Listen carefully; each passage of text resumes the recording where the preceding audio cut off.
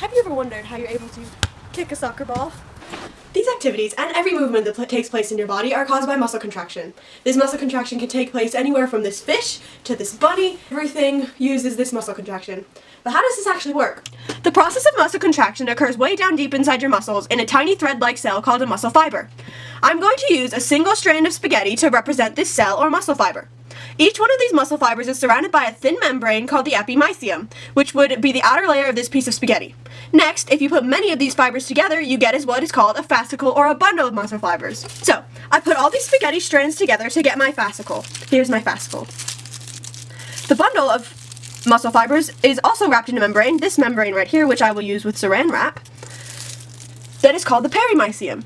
And finally, many of these fascicles bundled together is an entire muscle. The entire muscle is wrapped in another membrane, which I will show by wrapping this up, like that.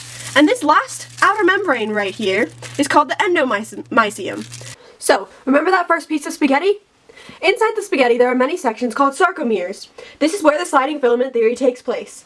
The sarcomere represented here has two proteins, actin in the white, and myosin, the red globular heads. When thousands of these proteins slide past each other, the muscle contracts, hence the name, the sliding filament theory. Believe it or not, there is a lot going on in your body before you are actually able to move. It happens so fast that you don't even think about it, quicker than you can snap your fingers. Your nervous system begins the process by sending a nerve signal down your motor neuron to your muscle. Then, neurotransmitters are released from the neuron in the neuromuscular junction and are received by the receptors on the muscle fiber. An action potential, or charge differential, is then started on the muscle cell. This causes calcium to be released, which travels down the sarcomere where the actin and myosin are.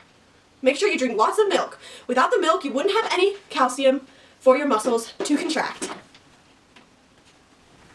Going back to the model. The actin looks like two strings of pearls wrapped around each other, as you can see in the white. The myosin looks like many globular heads you can see in the red.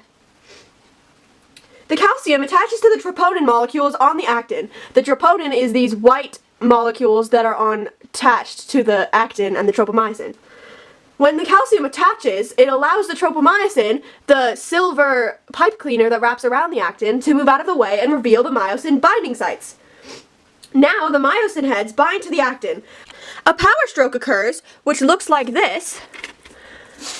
The myosin and actin slide past each other and the muscle contracts. During the power stroke, ADP and phosphate molecules are released from the myosin head and the ATP attaches. And ta-da! This process just keeps repeating until the neuron signal stops or the muscle is fully contracted. This happens in everyday activities like talking, walking, running, moving your arms around in the air.